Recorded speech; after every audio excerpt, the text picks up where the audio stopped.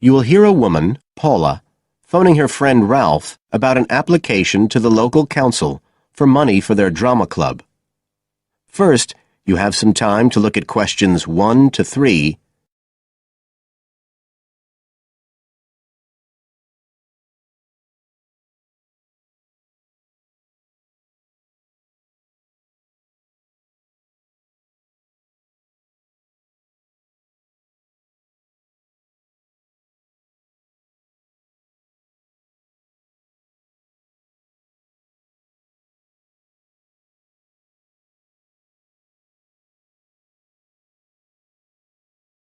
Now we shall begin. You should answer the questions as you listen, because you will not hear the recording a second time. Listen carefully and answer questions 1 to 3.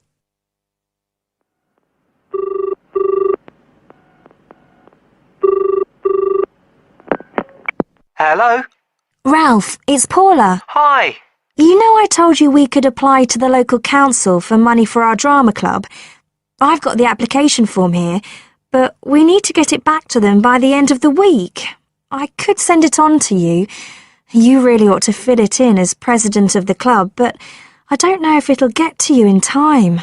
Well, you're the secretary, so I expect it's okay if you fill it in. Yeah, but I'd really like to check it together. Right, that's fine. Like, the first part asks for the main contact person. Can I put you there? Sure. Right, so that's Ralph Pearson. Oh, and then I need your contact address.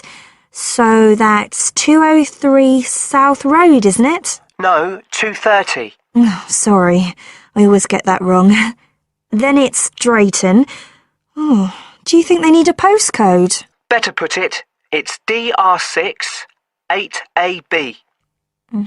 Okay. Telephone number. That's 01453 586 098, isn't it? Yes. Right. Now, in the next part of the form, I have to give information about our group. So, name of group, that's easy. We're the Community Youth Theatre Group.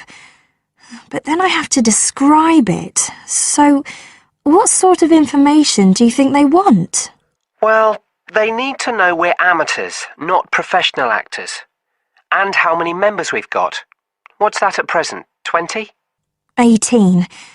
And should we put in the age range, that's 13 to 22? No, I don't think we need to. But we'd better put a bit about what we actually do. Something like members take part in drama activities. Activities and workshops? OK. Right. That's all for that section, I think. You now have some time to look at questions 4 to 10.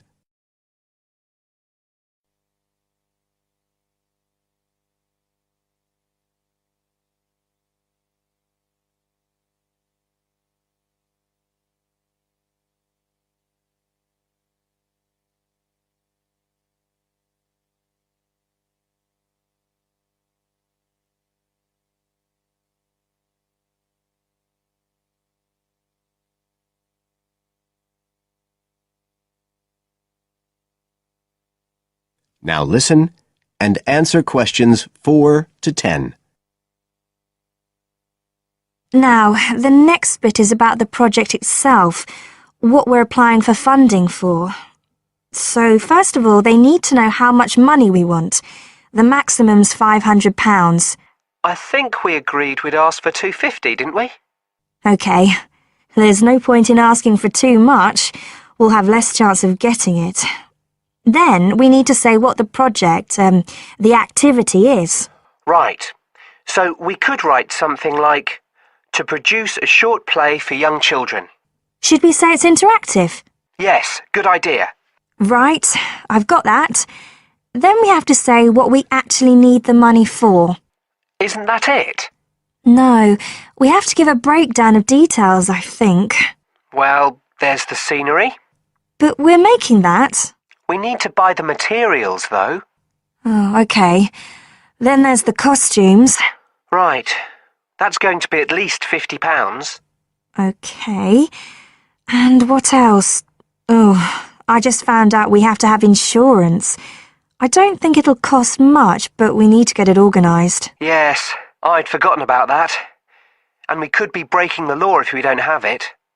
Good thing we've already got curtains in the hall. At least we don't have to worry about that. We'll need some money for publicity. Otherwise, no one will know what we're doing. And then a bit of money for unexpected things that come up. Just put sundries at the end of the list. OK, fine. Now, the next thing they want to know is if they give us the grant, how they'll be credited. What do they mean, credited? I think they mean how we'll let the public know that they funded us. They want people to know they've supported us. It looks good for them. Well, we could say we'd announce it at the end of the play. We could make a speech or something. They might prefer to see something in writing. We'll be giving the audience a programme, won't we? So we could put an acknowledgement in that? Yeah, that's a better idea. OK, and the last thing they want to know is if we've approached any other organisations for funding and what the outcome was. Well, only National Youth Services. And they said that at present funds were not available for arts projects. Right, I'll put that. And then I think that's it. I'll get that in the post straight away. I really hope we get the money. I think we've got a pretty good chance. Hope so anyway. Thanks for doing all this, Paula.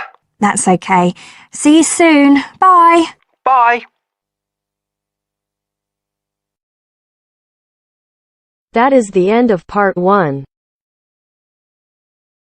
You now have half a minute to check your answers.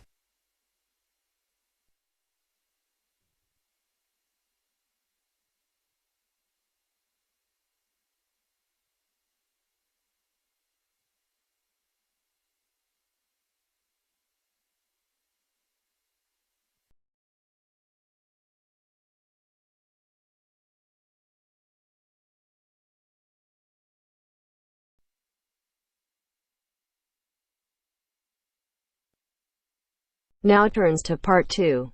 Part 2. You will hear a recorded message giving information about an animal park. First, you will have some time to look at questions 11 to 15.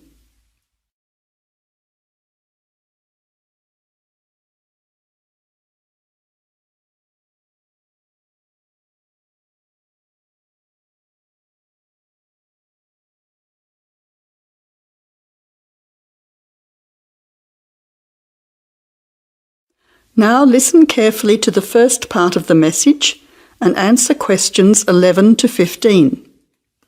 Welcome to the Australian Wildlife Park Information Line. The Australian Wildlife Park is very proudly owned and operated by an Australian family, John and Amanda Brooks, who operate the Australian Wildlife Park with their children, David and Sandra. The family doesn't receive any government assistance. It's solely funded by tourists visiting the park. Thank you for your support and assistance. When the Brooks family purchased the Australian Wildlife Park in 1987, the park housed a small collection of animals and birds on a modest 5-acre or 2-hectare property. A few years later, the park doubled in size when the family purchased the adjoining property. Also, the collection of animals started to boom. In May 2003, the family designed and built a new park in the public open space. Once again, more than doubling in size. The park now features about 200 species with more than 2,000 head of animals, birds and reptiles. Regarding the entry fee, adults pay $23, children aged 3 to 14 pay $10, age pensioners are $17 and students are $16. One of the great things about the Australian Wildlife Park is that all of the attractions are included in the entry fee. No extra money is needed around the park, so make the most of your experience. All shows, talks, photo opportunities and animal food are included in your entry fee. In addition, the Australian Wildlife Park is open every day of the year from 9 a.m. to 5:30 p.m, except Christmas Day, 25th of December. Before the final part of the message, you now have 20 seconds to look at questions 16 to 20.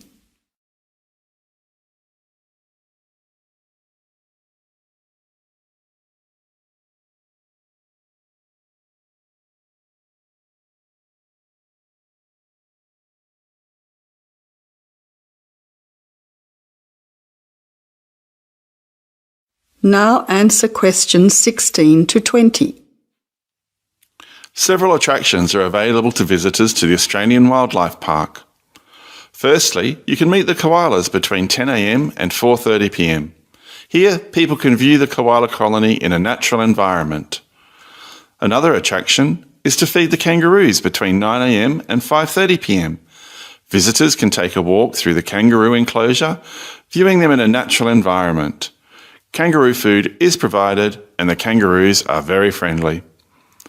Also enjoyable are the wombats. At 11 a.m, 2 p.m. and 3:45 p.m, there are interactive shows where the team is delighted to introduce you to these popular animals. Other attractions that may interest you are an interactive farmyard, suitable for children of all ages. Animal food is provided and the animals are very friendly. In addition, the working farm is where the country comes to town.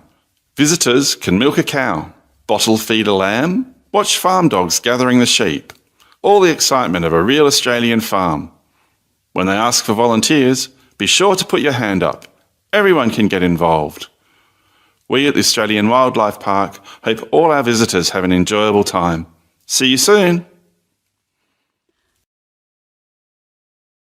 That is the end of part 2. You now have half a minute to check your answers.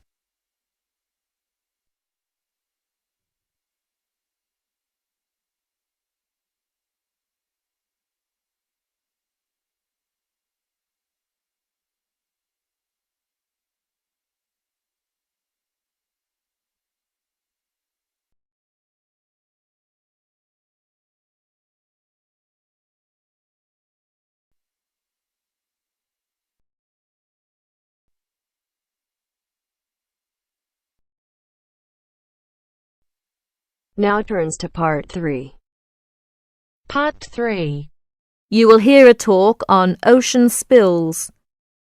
As you listen to the talk, circle the appropriate letter for questions 21 to 23. First, look at questions 21 to 23.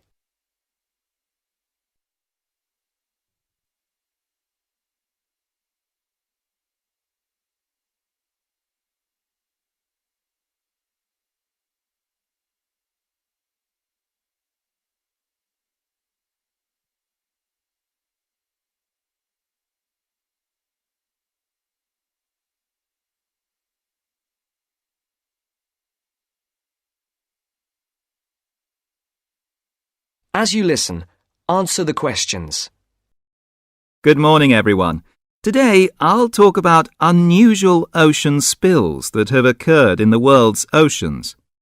In November of 1992, people at beaches in Canada and Alaska noticed something strange.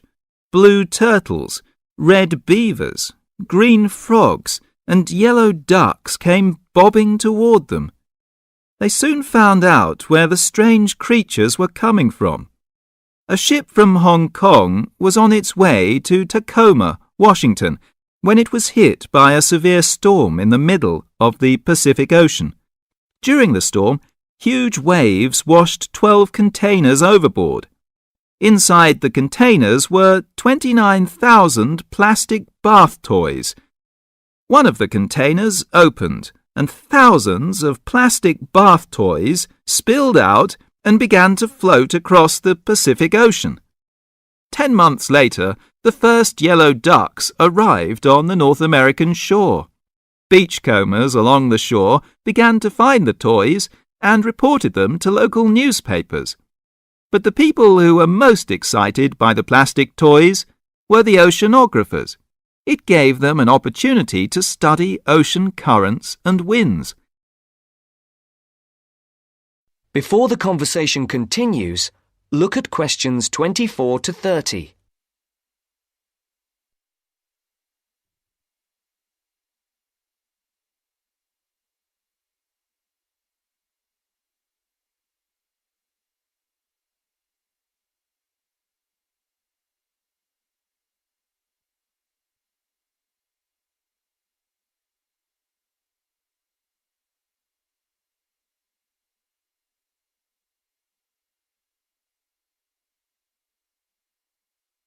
Now listen to the second part of the discussion. Oceanographers drop bottles into the ocean to study these things. But it would be too expensive to drop 29,000 bottles into the ocean at once. Imagine the value of studying the plastic ducks and frogs. This gave some interesting information to the oceanographers. The first toys were picked up in Sitka, Alaska, 10 months after they were washed off the ship.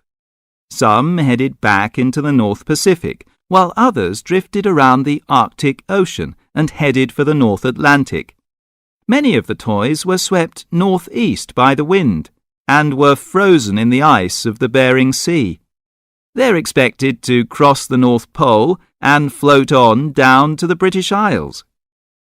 This reminds me of another unusual ocean spill. In 1990, a ship travelling to the west coast of the United States from Korea was caught in a severe storm. The waves swept 21 containers of Nike shoes into the water. Scientists estimate that about 80,000 running, jogging and hiking shoes, 40,000 pairs of shoes, to you and me, hit the water at once. The shoes were for men, women and children. About 6 months later, people at beaches from Oregon to British Columbia began to find running shoes washed ashore. By the end of the year, Washington newspapers reported people finding hundreds of shoes. In Seattle, thousands of shoes floated to shore. Since the shoes were not attached, they arrived one at a time. The shoes were dirty, but after they were washed, they were still in good condition. People set up exchanges to find matches for their shoes. Oceanographers studied the information to learn more about the ocean. Some Nike shoes reached Hawaii. Others went to the Philippines and Japan. According to the scientists, some of the shoes are on a trip around the world and should end up back in Washington and Oregon. Can you believe it? Many pairs of running shoes, as well as plastic ducks and frogs, are still on their ocean journey. So if you go to a beach anywhere in the world, don't be surprised if you see a green plastic frog or a woman's size 7 jogging shoe bobbing toward you. So keep your eyes out, so you may find free bath toys and even a new pair of shoes. Thank you for attending my lecture. That is the end of part 3. You now have half a minute to check your answers.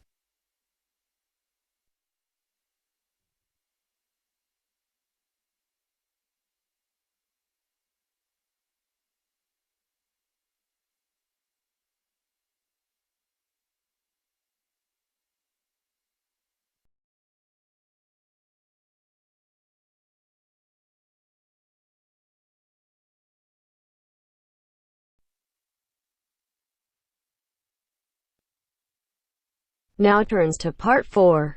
Part 4. You are going to hear a conversation between two students about studying abroad. First, you have some time to look at questions 31 to 40.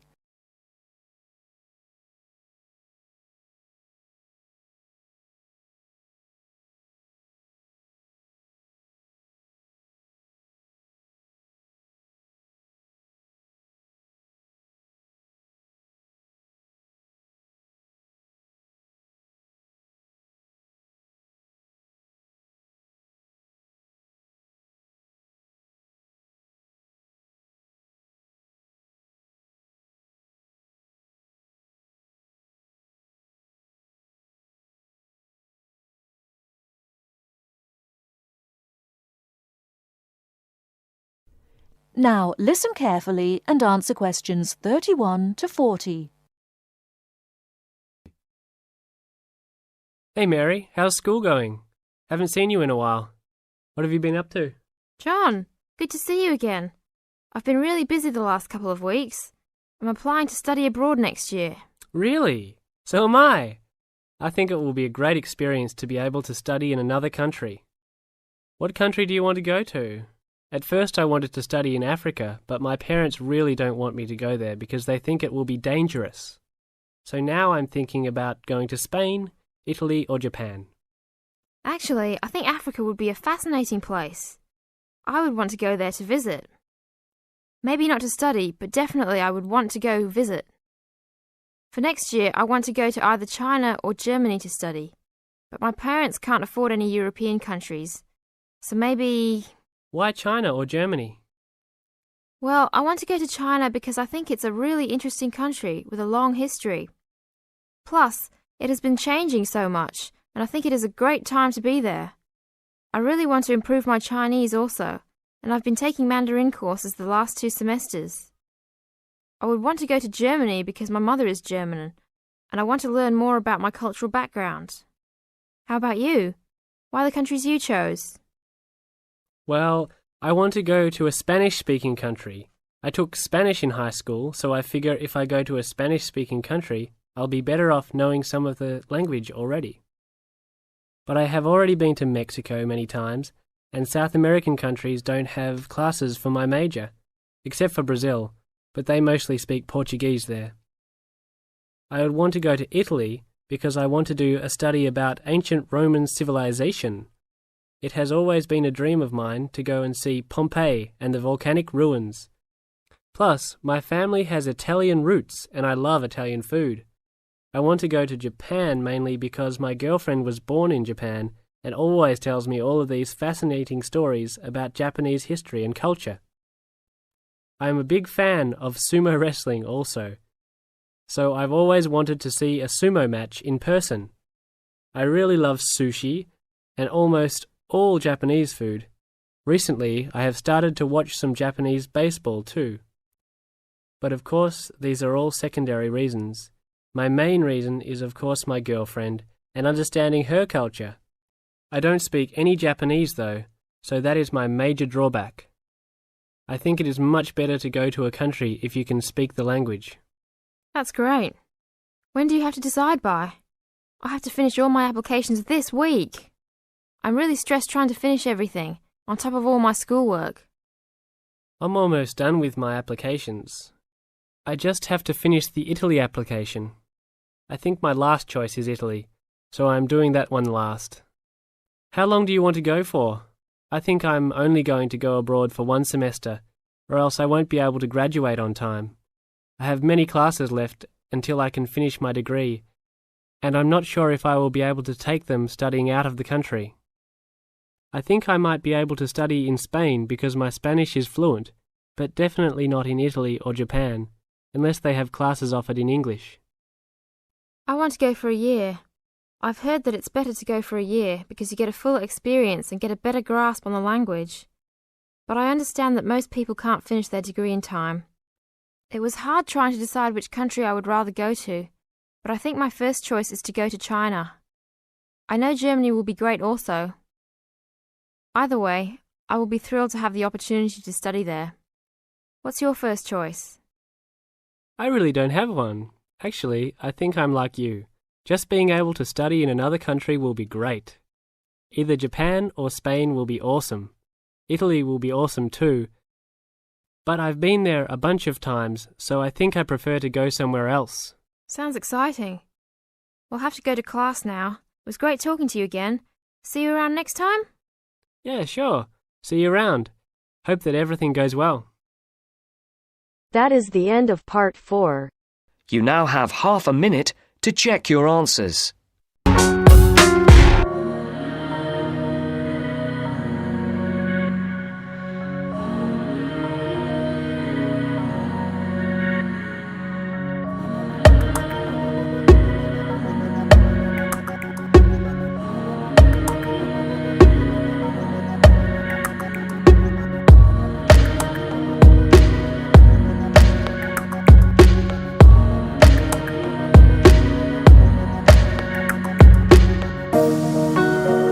Welcome to our channel. Today in this video I'll discuss with you writing task 2, and the question for today is: today family members eat fewer meals together. Why is this? Is this a positive or negative trend? So the question is, nowadays family members eat less meals together, like they hardly eat meals together. Why is this happening, and is this a positive or negative trend? So let's start with the body paragraph 1. There is no ounce of doubt means there is no doubt that nowadays families hardly have time to eat together due to stressful workloads and technological innovations. So why is this case? So this case is because of stressful workloads and technological innovations. Undeniably, it is a negative trend as it weakens the bond because the members less communicate with each other and rarely engage in healthy discussions. So it is weakening the family bond. That's why I believe it's a negative trend, because there are less communication because of this, and they hardly engage in healthy discussions. In today's world, every member of the family needs to work to survive, right? And they may have scheduling conflicts resulting in insufficient time to eat as a family. So because of different schedules, they might have less time to eat as a family. In many developed countries, for example, one parent works in the morning shift while the other gets the night shift. So one member is working in the morning and another in the night shift, so leaving them with little time to spend together and eat at the same table. So they will hardly or barely have the time to eat or share the meal together. Another factor could be technological advancements, as most teenagers prefer to eat in front of the TV or with their phones and sit alone in other rooms to watch TV while eating. So nowadays, what is happening? People prefer eating meals in front of the televisions or while using their mobile phone. So they sit alone in the other rooms, not in the dining table. So they do not share the meal with the family. However, not sharing meals with family has significant negative consequences, means negative outcomes, making it a negative trend. To begin with, one of the most important factors of less communication is that family members do not share meals. So they do not share food. So this is one of the important factor behind less communication in the family. To be more specific or to be more precise, in the past, family member would discuss their entire day's activities, troubles, and many other things around the dinner table. But as people no longer have time to do so, communication gaps have grown. So undeniably, in the past, what would happen that people used to sit together and enjoy their meal and discuss their entire day's activities, their troubles, their problems with each other, and because of this they have a healthy discussions, they have a healthy communication with each other. But nowadays what is happening, they do not have enough time or and many other things around them, but nowadays they do not have enough time. People no longer have the time to do so, so communication gaps have grown. Furthermore, reduced time with one's family can lead to psychological problems such as Furthermore, reduced time with one's family can lead to psychological problems. So it could also lead to psychological issues, as a person must feel loved by family members to maximize healthy growth. Family meals are one way to achieve this overwhelming sense of comfort. So that love which member needs from the family maximize the healthy growth. But if the parents will not share the meal with the child, or the child will not share the meal with the parents, so that sense of love or comfort will not be there. So psychological factor could also be a negative trend, right? To conclude, it is obvious that the major reasons behind the decline in the frequency of family meals are lack of time and technological advancements, and one can say this is a negative trend. So it is obvious, means it is clear that the major reasons behind this issue is a lack of time and technological advancements, and this is a negative trend as it is weakening the bond, or creating the communication gaps between the family members, and also creating psychological issues. So this was for today. If you like the video, do hit the like button and subscribe to our channel. I'll meet you in the next video. Till then, bye bye and take care.